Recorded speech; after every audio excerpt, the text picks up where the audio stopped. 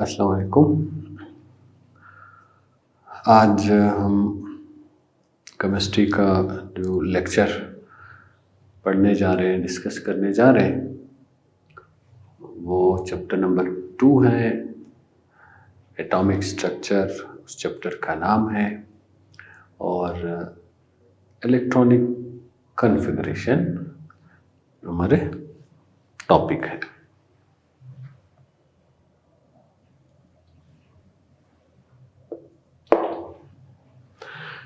Electronic configuration को हमने समझना है कि इलेक्ट्रॉनिक कॉन्फ़िगरेशन क्या है। इलेक्ट्रॉनिक कॉन्फ़िगरेशन से मुराद ये है कि हम थ्योरेटिकली पेपर पर इलेक्ट्रॉनों को अरेंज करना है उनके शेल्स में और सब शेल्स में।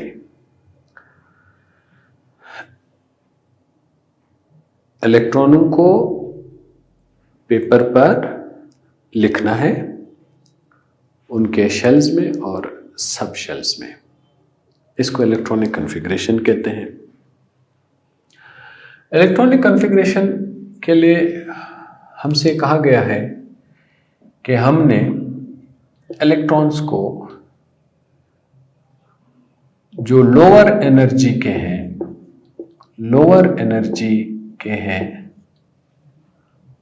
उनको पहले लिखना है फर्स्ट पे। जो हायर एनर्जी के हैं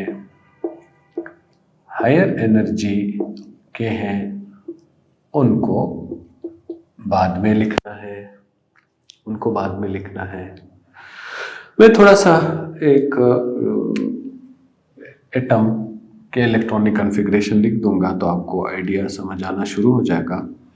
यह हाइड्रोजन है।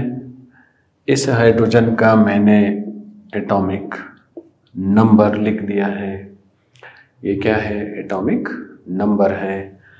एटॉमिक नंबर का मतलब यह है कि एटॉमिक नंबर का मतलब है number of protons. Atomic number of protons.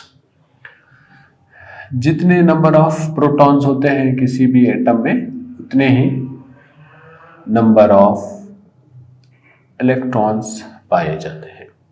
इस वक्त हमें किस चीज़ की ज़रूरत है? नंबर ऑफ इलेक्ट्रॉन्स की ज़रूरत है। हम ये एटॉमिक नंबर को देख के अपने टॉपिक को आगे ले जा रहे होते हैं। इस वक्त यहाँ बोर्ड पर हाइड्रोजन एटम का सिंबल लिखा हुआ है और ये जो एटॉमिक नंबर हमें शो कर रहा है कि इसमें एक प्रोटॉन है, हमें इलेक्ट्रॉन चाहिए, तो इससे मुराद ये है कि एक इलेक्ट्रॉन है। इस इलेक्ट्रॉन की इलेक्ट्रॉनिक कॉन्फ़िगरेशन करनी है, यानी तरतीब से लिखना है उसके शेल में और सब शेल में। तो हम स्टार्ट कहाँ से लेते हैं? हम स्टार्ट लेते हैं 1 से। 1 से क्यों स्टार्ट लेते हैं? क्योंकि 1 का मतलब है पहला शेल।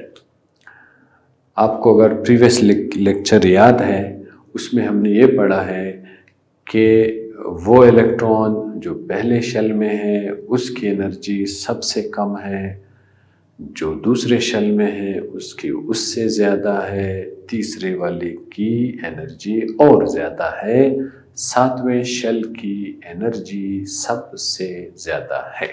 इसलिए हमने क्या करना है? सबसे जो लोअर एनर्जी है उसको लिखना है, वो 1 है।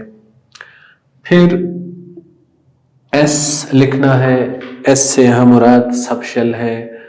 S जो फर्स्ट शेल में जो S मौजूद है उसकी एनर्जी सबसे कम है, जो सेकंड शेल में जो S मौजूद है उसकी एनर्जी पहले वाले से ज़्यादा है, जो थर्ड शेल में s सब शेल मौजूद है, उसकी एनर्जी पहले दो से ज्यादा है, तो हमने 1s लिख दिया।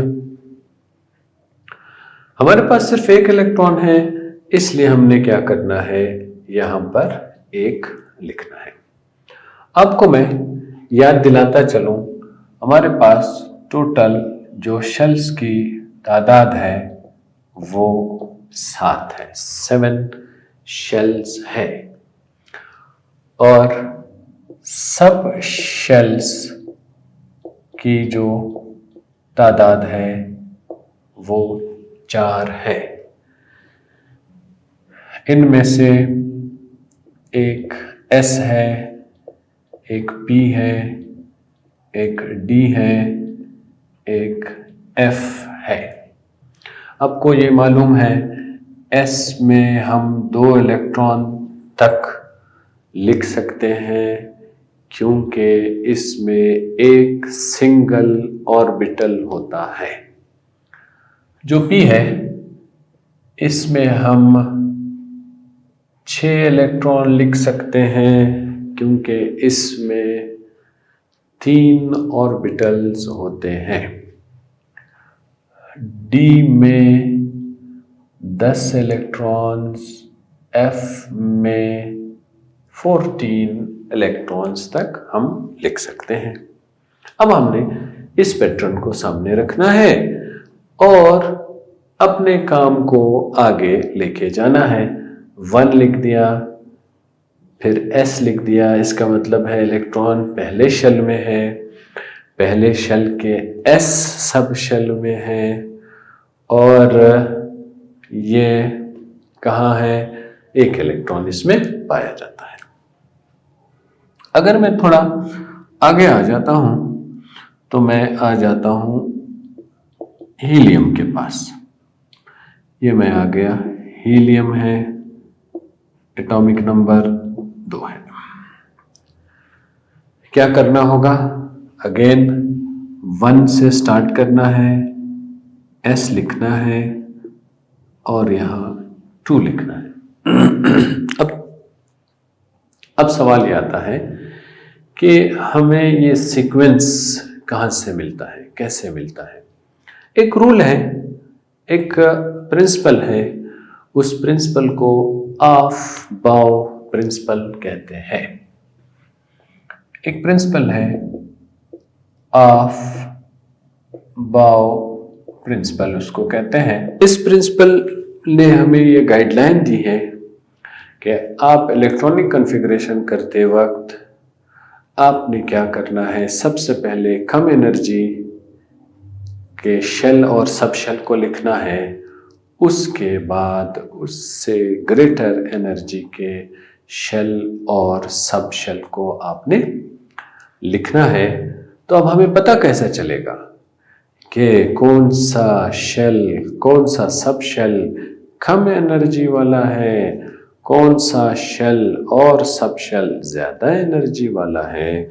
इसके लिए हमें यह बताया गया कि आप ऐसा किया करें, सबसे पहले 1s लिखें, फिर 2s और 2p लिखें, फिर 3s 3p और 3d लिखें, 4s 4p 4d और 4f।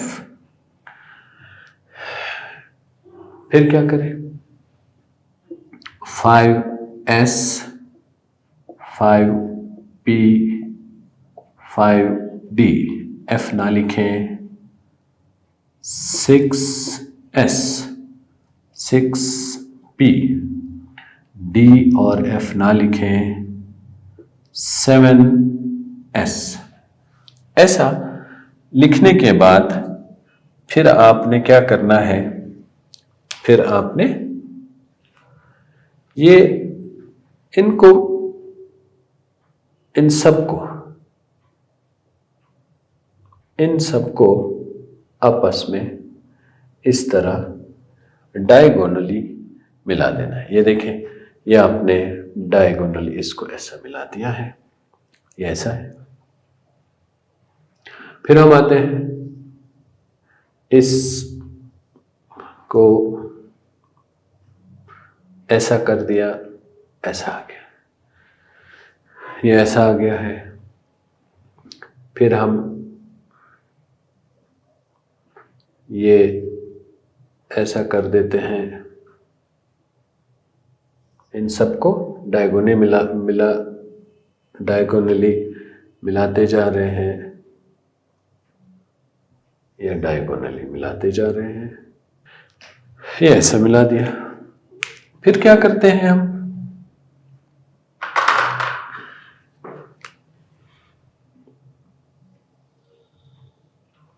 इस लाइन को इस लाइन के साथ मिला दिया, ऐसे मिल गए, ये मिल गए, ये मिल गए,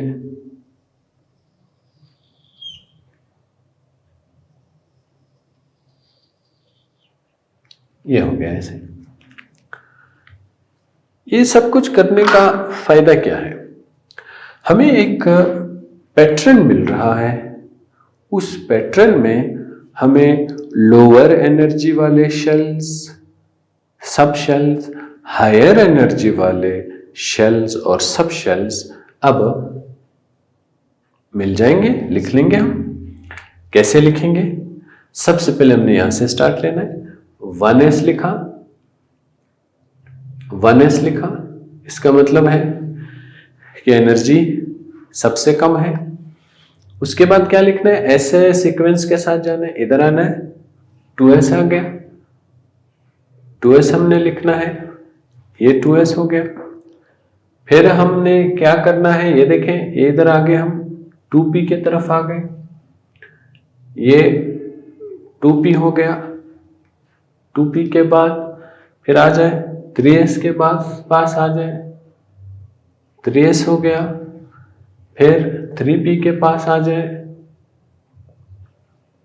फिर 4s आ गया और 3d आ गया, 4p आ गया, 5s, उसके बाद 4d,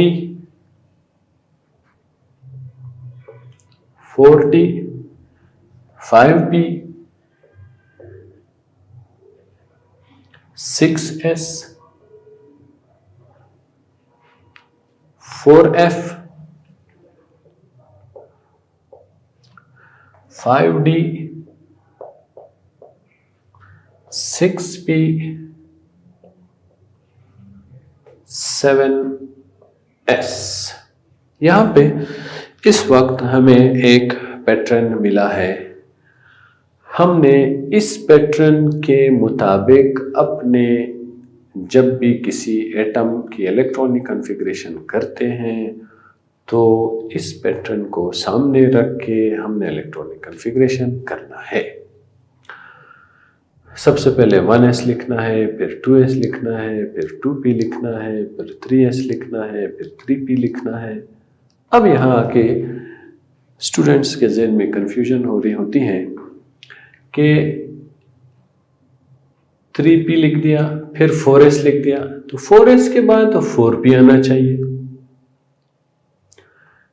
3d क्यों आ गया है, 3d को बाद में आना चाहिए। ये किस पैटर्न पर है, पैटर्न क्या है, पैटर्न ये है कि आप लोअर एनर्जी के जो शेल्स और सब शेल्स हैं उनको पहले लिखें, जो हायर एनर्जी के हैं उनको बाद में लिखें। इसका मतलब ये हुआ कि ये एनर्जी में कम है, ये 3D एनर्जी में ज्यादा है।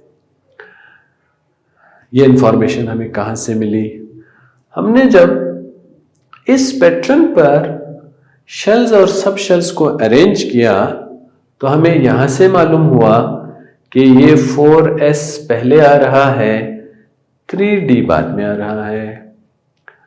दूसरी बात, हमें दूसरी इंफॉर्मेशन हमें कहां से मिली, एक और रूल है, उस रूल को कहते हैं विस्नर्स रूल। ये एक रूल है जिसको N+L रूल भी कहते हैं। इस रूल की मदद से हमें क्या पता चलता है?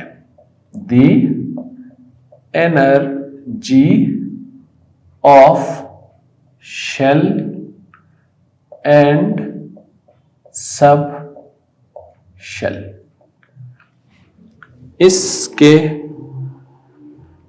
इसकी मदद से हमें पता चलता है कि 4s की एनर्जी कम है या 3d की एनर्जी कम है।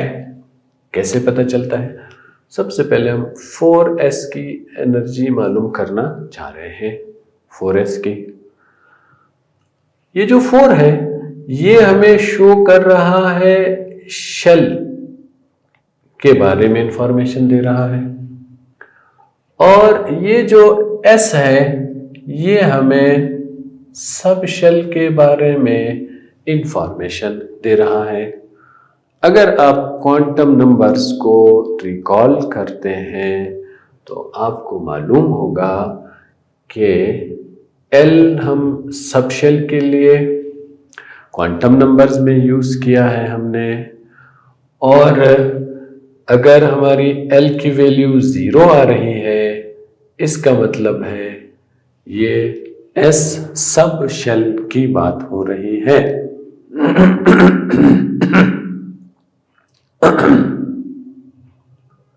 अगर L इज इक्वल टू 0 है तो S सब शेल की बात हो रही है। L इज इक्वल टू 1 है, P सब शेल की बात हो रही है। L इज इक्वल टू 2 है तो D सब शेल की बात हो रही है।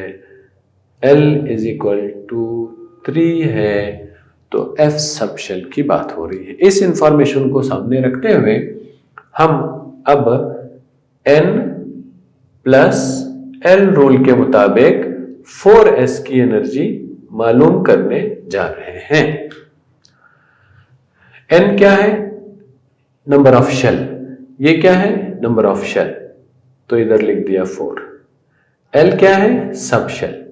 यहां सब शेल कौन सा है? S है। S की वैल्यू कितनी है? 0 है, तो यहां हमने क्या लिख दिया? 0 लिख दिया। इन दोनों को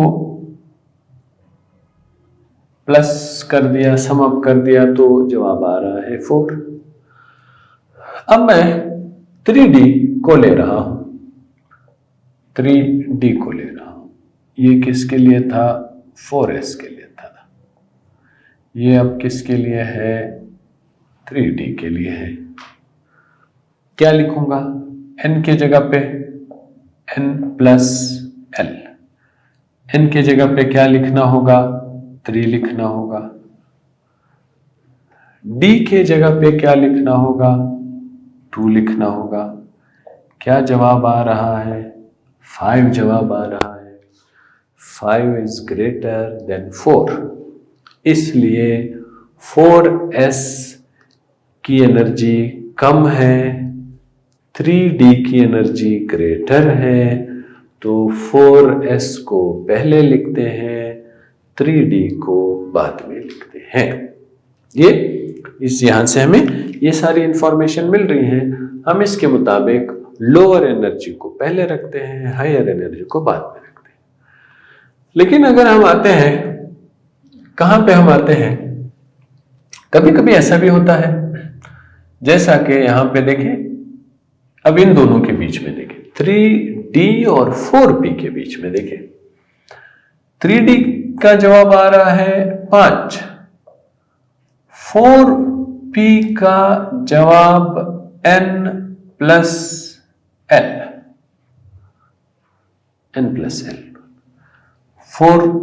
N के लिए 4 लिख दिया, प्लस P के लिए 1 लिख दिया, जवाब आ रहा है 5। देखें 3D और 4P दोनों का जवाब देखें आप, दोनों का 5 आ रहा है, दोनों का 5 आ रहा। अब क्या करना है, जब इक्वल जवाब आ जाए फिर हमने नंबर ऑफ n शेल की वैल्यू को देखना है, n को देखना है। n इज इक्वल टू 3 है, इधर n इज इक्वल टू 4 है, इसलिए ये वैल्यू ग्रेटर वैल्यू हो गई। तो इसलिए 4p ग्रेटर है तो 4p को बाद में लिख रहे हैं, 3d की वैल्यू कम है उसको शुरू में लिख रहे हैं। ये हमारे पास ये पैटर्न है, इस पैटर्न के मुताबिक हमने चलना है। अब आपको चीजें क्लियर हो गई हैं कि कम लोअर एनर्जी और ग्रेटर एनर्जी को पता कैसे लगाते हैं, तरीका क्या है, सारे बता दिया है आपको मैंने।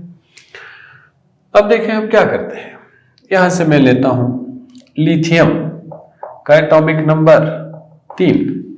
कहां से, यहां से स्टार्ट करना है। 1s s में कितने इलेक्ट्रॉन्स आ सकते हैं, 2 इलेक्ट्रॉन्स, तो इधर लिख दिया है 2, 1s2। इलेक्ट्रॉन टोटल कितने हैं, 3 है। यहां कितने लिख दिए हमने, 2 लिख दिए हैं।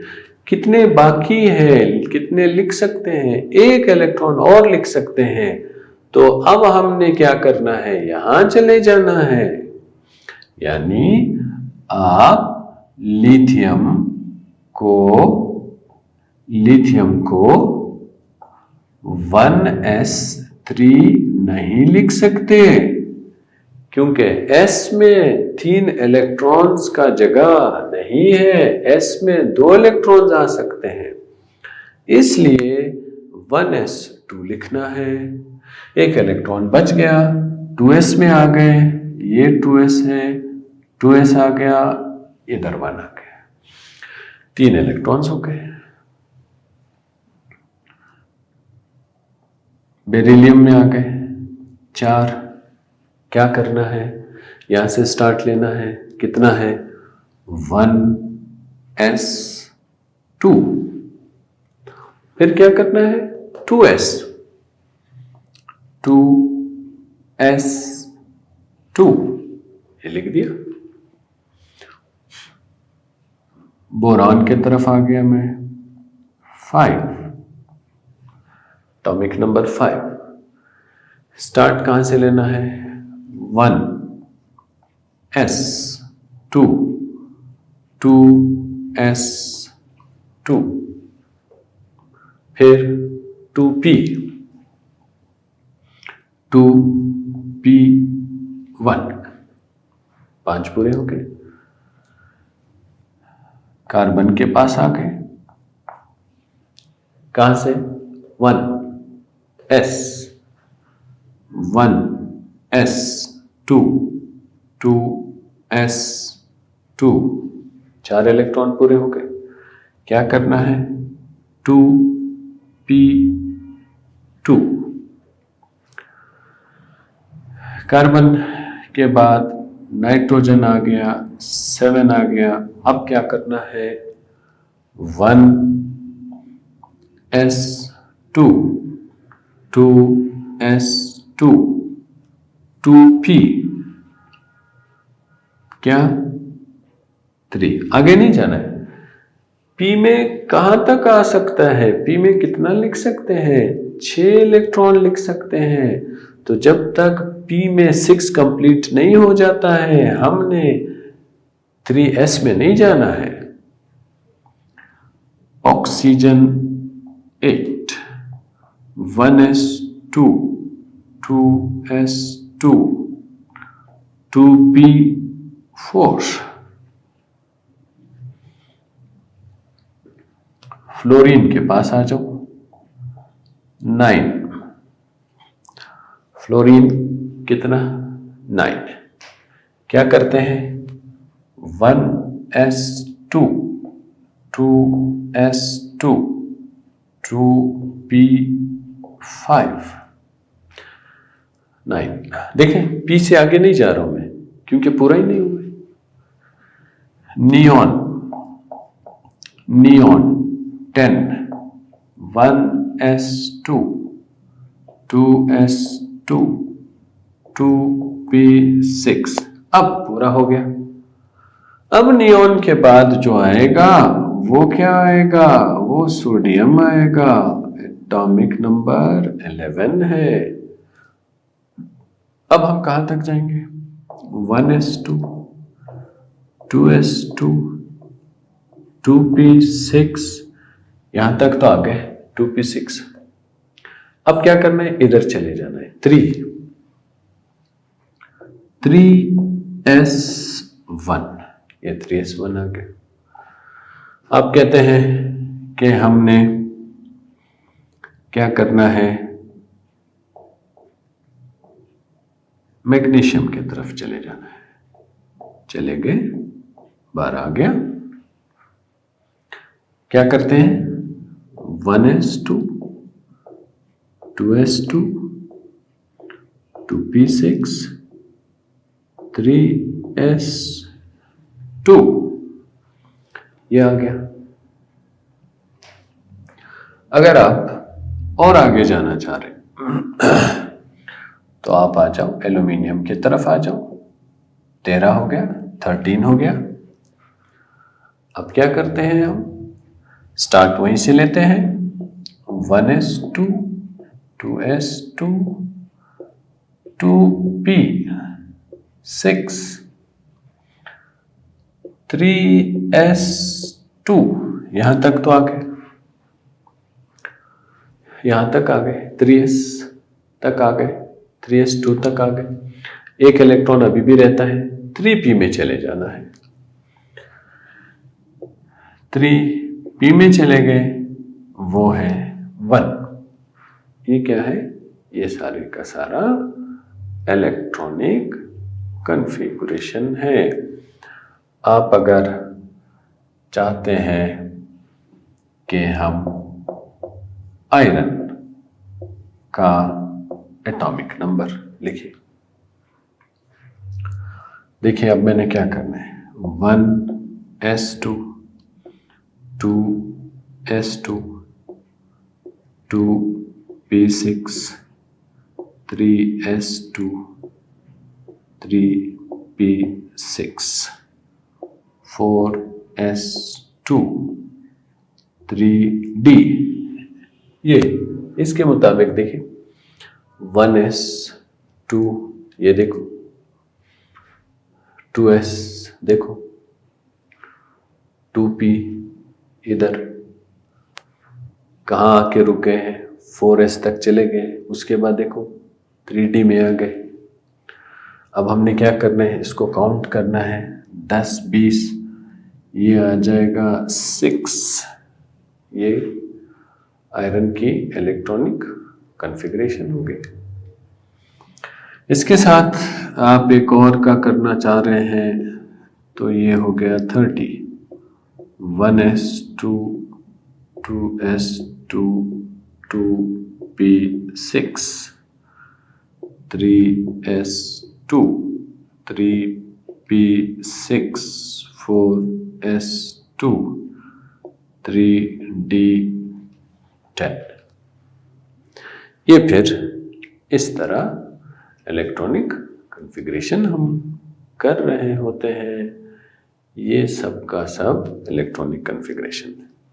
मैं इसको वाइंड अप कर रहा हूँ। इलेक्ट्रॉनिक कॉन्फ़िगरेशन क्या है? पेपर पर, वाइट बोर्ड पर, किसी भी एटम के अंदर जितने इलेक्ट्रॉन्स होते हैं उनको शेल्स में और सब शेल्स में तरतीब के साथ अरेंज करने वाले प्रोसेस को, मेथड को, पैटर्न को इलेक्ट्रॉनिक कॉन्फ़िगरेशन कहते हैं। इस पैटर्न में हमने इस बात का ख्याल रखना है कि लोअर एनर्जी वाले शेल और सब शेल को पहले लिखना है हायर एनर्जी वाले शेल और सब शेल को बाद में लिखना है। हमें ये कैसे पता चलेगा कि कौन सा शेल और कौन सा सब शेल कम एनर्जी वाला है और कौन सा शेल और सब शेल ज्यादा एनर्जी वाला है? उसके लिए हमने इस पैटर्न पर 1s 2s 2p 3s 3p 3d 4f 4p 4d 4f इस पैटर्न पर हमने एक सीक्वेंस के साथ ये सब कुछ लिख लेना है। फिर डायगोनली इन सब को मिला देना है, हमें एक पैटर्न मिल जाएगा। यहां से हमने स्टार्ट लेना है। ये पहले आ जाएगा, ये बाद में आ जाएगा, ये उसके बाद आ जाएगा, उसके बाद आ जाएगा, उसके बाद आ जाएगा, यहां तक ये आ गया। ये लिख लिया हमने, ये लिख लिया, ये लिख लिया, ये लिख लिया, ये लिख लिया।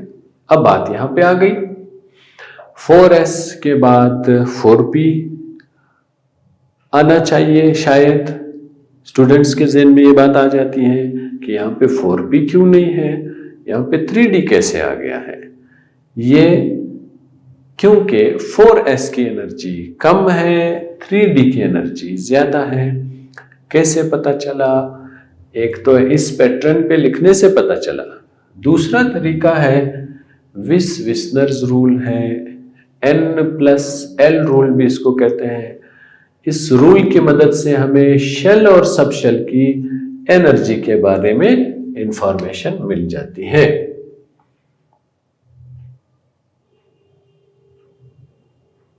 ये इंफॉर्मेशन हमें मिल जाती है।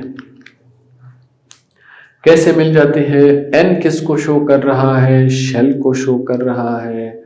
और L किसको शो कर रहा है? सब शेल को शो कर रहा है। पहला नंबर क्या है? शेल है। दूसरा क्या है? सब शेल है। तो यहां मैंने ये लिख लिया है, N के लिए 4 लिखा, ये वाला 4 लिख दिया। L की वैल्यू अगर 0 आ रही है, इसका मतलब है S सब शेल की बात हो रही है, तो इसलिए यहाँ S है, ये 0 आ गया, दोनों को प्लस कर दिया, 4 आ गया है। फिर 3D में हम आ गए।